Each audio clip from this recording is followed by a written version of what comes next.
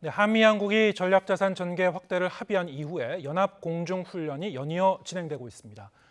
북한의 반발에도 훈련이 재개된 가운데 윤 대통령의 미국 국빈 방문이 추진되고 있는 것으로 알려졌습니다. 자세한 내용 민정은 국립외교원 교수와 함께 이야기 나눠보겠습니다. 어서 오세요.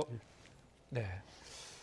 지난번에 이제 한미 국방부 장관 회담 직후에 이 연합 공중 훈련이 열렸는데 다시 또 연이어 열렸군요. 네, 상당히 좀 이례적인 것 같아요. 네, 그렇습니다. 아무래도 현재 엄중한 한반도 상황을 반영하고 있는 것이다 이렇게 말씀을 드리고 있겠고요. 뭐 잘 아시는 것처럼 북한의 핵미사일 위협이 고도 전문화되기 때문에 우리 국민들의 불안감이라든지 한반도를 둘러싼 안보 환경이 굉장히 엄중해지지 않았습니까? 네. 이 부분에 대해서 한미가 적극적으로 반응을 한다, 대응을 한다 이렇게 볼 수 있겠고요. 말씀해 주신 것처럼 최근에 그 한미 국방장관 회담이 열려서 지난 11월에 합의한 제54차 한미 안보 협의 회의죠. SCM에서 합의한 그 확장력을 어떻게 강화할 것이냐 이 부분에 대해서 구체화하는 논의를 하셨고 그러한 것을 행동으로 보여준다.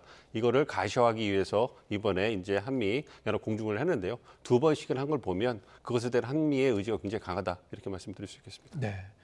2월 1일, 3일 이렇게 연이어서 이 공중 연합 훈련을 했고 미국의 스텔스 전투기 그리고 장거리 전략 폭격기까지 이제 왔었습니다. 1일에는.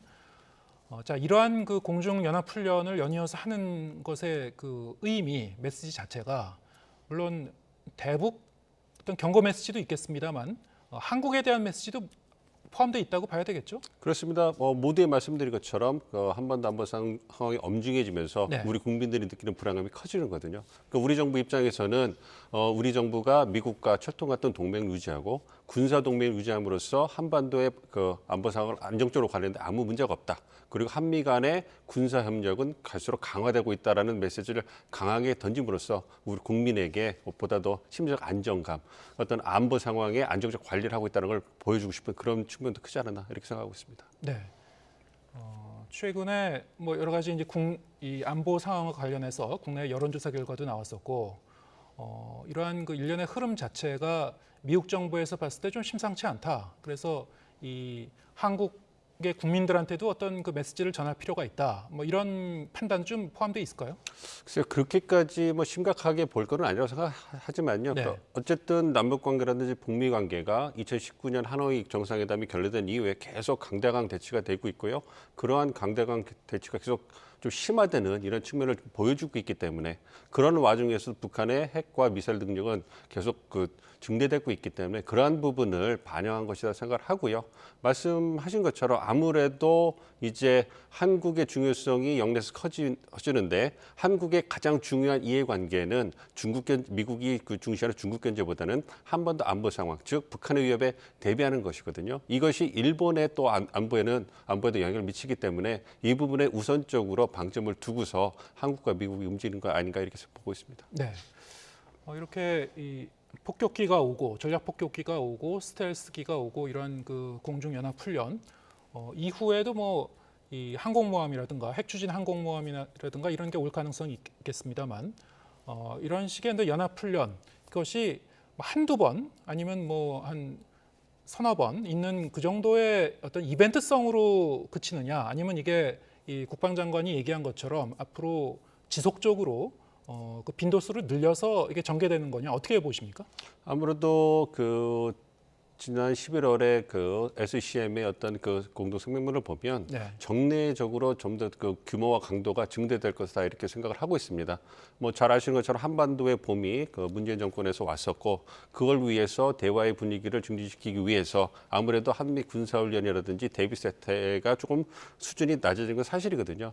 그렇지만 한반도의 봄이 정권이 바뀌고 이제 안보 상황이 변함에 되면서 요즘 엄중해졌지 않습니까? 그런 걸 반영해서 이전 수준까지 끌어올려야 되는 그런 부분이 있기 때문에 그런 부분을 고려해서 점진적으로 계속 규모와 강도가 세질 것이고요. 그렇기 때문에 우리 군도 미국과의 협력을 통해 가지고 계획에 따라서 정해진 훈련과 야외 기동 훈련이라든지요 다른 형태의 훈련을 육해공에서 실시함을 해가지고 네. 그러한 부분은 계속 규모와 강도가 증대될 거다 이렇게 예상을 하고 있습니다. 자, 이렇게 되면은 이미 이제 북한도 즉각적인 담화문을 발표한 바 있기 때문에 북한 외무성 대변인이 이러한 그 전략자산이 이제 들어오게 되면은 미국 측의 전략자산이 들어오게 되면은 견제 활동을 더욱 명백하게 할 것이다.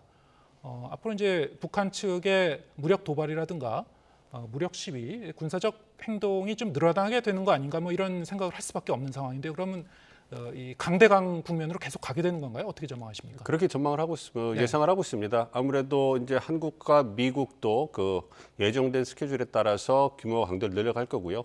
북한도 마찬가지입니다. 어떤 그 군사적 자유력을 늘리고 자력 갱생을 하기 위해서 그걸 장기 플랜으로 세워서 지금 계획에 맞춰서 움직이고 있거든요. 네. 그렇기 때문에 만약 가정을 한미가 군사 훈련을 중대하지 않는다고 한다면 그럼 과연 북한이 예정된 군사 훈련, 그러니까 ICBM 능력을 중대하고 그다음에 어떤 군사 위성을 갖다가 개발하는 것을 중단할 것이냐? 그거는 아니거든요. 그렇지만 한국과 미국이 보다 더 규모와 그 강도가 증대된 연합훈련을 하게 되면 그러한 아까 앵커께서 말씀해 주신 것처럼 계획된 그러한 그 군사 도발 이외에 추가적으로 도발이 더 일어날 가능성은 존재하는 것이죠. 네. 그렇기 때문에 그런 걸 고려해 본다면 향후에도 강대강 대치는 한동안 지속될 거다 이렇게 예상하고 있습니다. 이게 어떻게 보면 좀 딜레마적인 측면도 있는데요. 북한의 이제 미사일, 핵 개발 그리고 무력 도발 여기에 이제 맞대응해서 우리 측에서 이제 확장 억제를 이제 강화하는 그런 그 측면이 있습니다만 이렇게 되면 이제 북한 쪽에서는 또 맞대응을 하게 되고 북한 입장에서 보면은 추가적인 뭐 미사일 핵 개발을 하는 어떤 그 명분, 어떤 빌미도 될 수도 있거든요. 어떻게 보십니까? 그렇습니다. 그래서 말씀드린 것처럼 강대강 대치가 한동안 지속될 거다, 불가피할 거다 이렇게 보고 있는 거고요. 네. 그렇다면 그렇지 않은 경우에 한국과 미국이 어떤 그러한 그 억제력, 그 확장 억제력을 실제로 실행력을 강화하는 조치를 하지 않으면 말씀드린 것처럼 북한이 계획된 군사 능력을 제고하는 걸 하지 않을 것이냐. 이 부분에 또 우리의 또 딜레마가 있는 것이거든요. 네. 그렇기 때문에 북한의 그 핵능력과 미사일 능력이 고도 전문화되고 있기 때문에 우선적으로 한국과 미국이 고려할 부분은 그것에 효과적으로 대응할 수 있는 부분을 능력을 키우는 것이고요. 그렇기 때문에 불가피하게 그러한 부분이 강대강으로 갈 수밖에 없다. 그래서 그걸 어떻게 조율할 수 있는 메시지가 나오거나 이런 그 강대강 대치가 이루어지면서도 외교적으로 남북 대화를 제외한다든가 이러한 어떤 그 한편으로는 어떤 그 엄중한 그 안보 상황을 관리할 수 있는 메시지가 나와야 되는데 그게 좀 쉽지 않은 것이 참 좀 어려운 과제다 이렇게 생각하고 있습니다. 네. 외교적 측면에서 보면은 미국 정부는 뭐 여전히 북한과의 대화 가능성을 뭐 열어놓고 있습니다만 현실적으로 볼 때 미국 하원도 중간 선거 이후로 이제 공화당으로 이제 권력이 넘어갔습니다만 미국 하원에서 이 사회주의 규탄 결의안을 채택한 게 있었죠. 물론 이제 북한만 꼽아서 내용을 만든 건 아닙니다만 다른 사회주의 국가하고 같이 이제 포괄적으로 들어간 내용인데 여기에 김정일 국방위원장, 김정은 국무위원장 범죄자로 명시한 내용이 있었습니다. 자, 이건 어떻게 보셨습니까?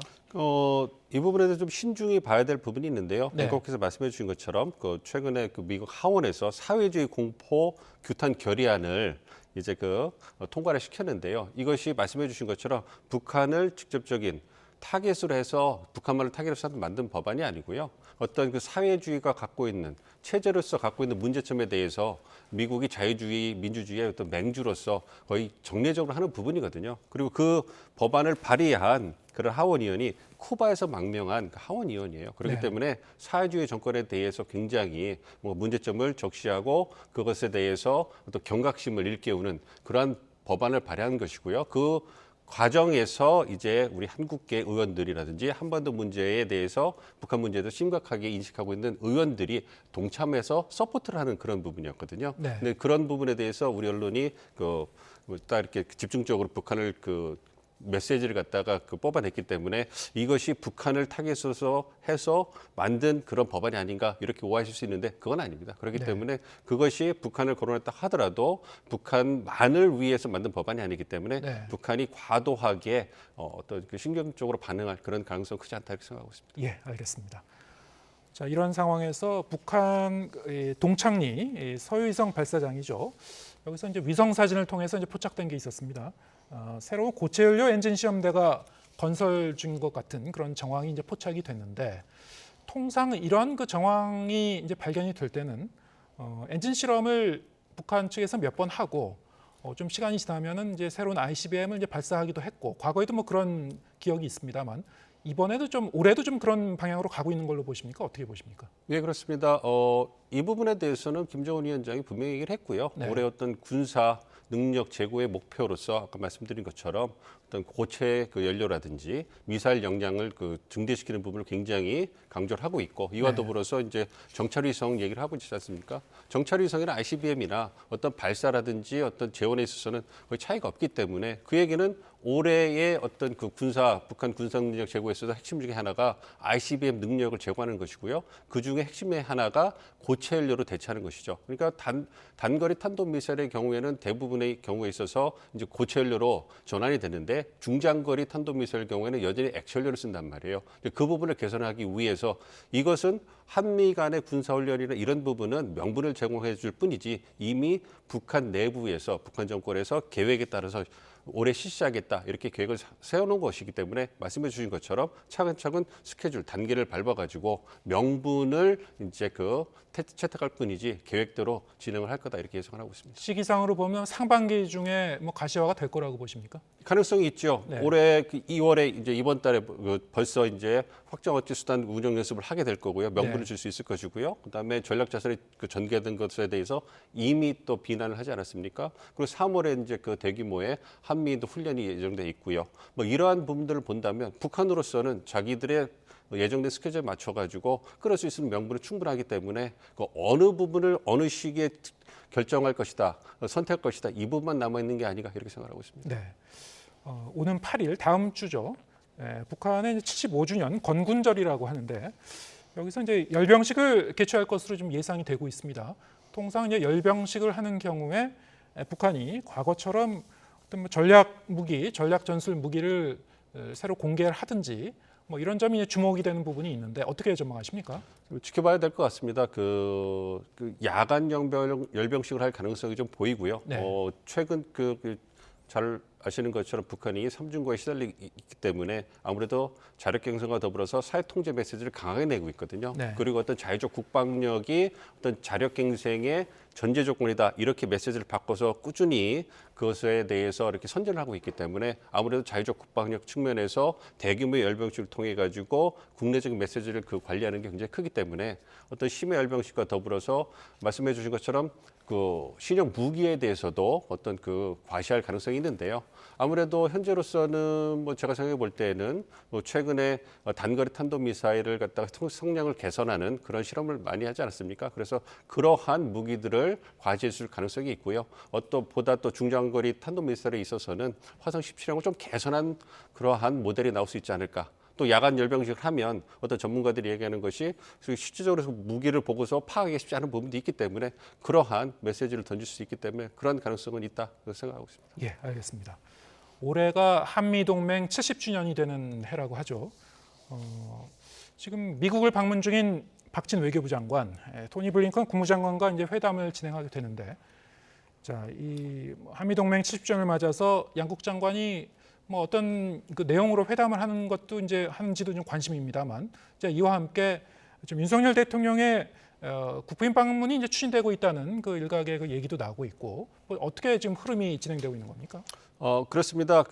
아직 신중하게 공식적인 발표가 나왔지 않았기 때문에 뭐 개인적인 의견임을 좀 말씀을 드리면 이번에 박진 장관께서 방미를 하셔가지고 블링컨 장관을 만나서 회담하실 때 크게 의제가 세 가지 정도로 생각을 합니다. 네. 첫 번째가 이제 북핵 문제에 대해서 한미 간의 대응을 갖다가 심화시키는 방안에 대해서 논의를 하실 거고요. 두 번째가 글로벌 포괄적 전략 동맹으로서 한미 동맹이 70주년이 됐잖아요. 그래서 이제 미래를 함께 도약하는 동맹이라는 표현을 걸고서 어떻게 군사 동맹 이외에 경제 기술 동맹으로 발전해 나갈 수 있을 것이냐. 그래서 뭐 IRA, 뭐 인플레이션 감축법 이런 부분에서 어떻게 한미가 협조할 수 있을 것인가를 포함해 가지고요.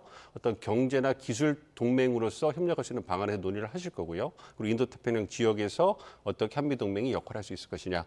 이 부분 논의를 하실 거고 말씀해 주신 것처럼 이제 윤석열 대통령께서 방미하는 것이 4월이나 5월쯤에 방미하는 것으로 어느 정도 윤곽이 잡혀가고 있으니까요. 그 부분에 대해서 어떤 국빈 방문, 그러니까 방문의 성격이라든지 네. 일정이라든지 의제 부분에 대해서 주한미국 대사관과 백악관이 중심돼서 논의를 합니다. 네. 그렇지만 이제 외교수장께서 가셔서 미국의 외교수장과 함께 그 부분에 대해서 한번 점검을 하시고 의견을 교환하는 그러한 일정을 소화하실 거다 이렇게 예상을 하고 있습니다. 네, 방문한다고 하더라도 이게 방문의 성격이라든가 국빈 방문인지 아닌지 이거는 아직 뭐 결정된 바는 없는 거고요. 계속 논의를 하셔야 됩니다. 앞으로 몇 달 동안 좀 지켜봐야 될 것 같습니다. 민정훈 국립외교원 교수와 얘기 나눠봤습니다. 고맙습니다.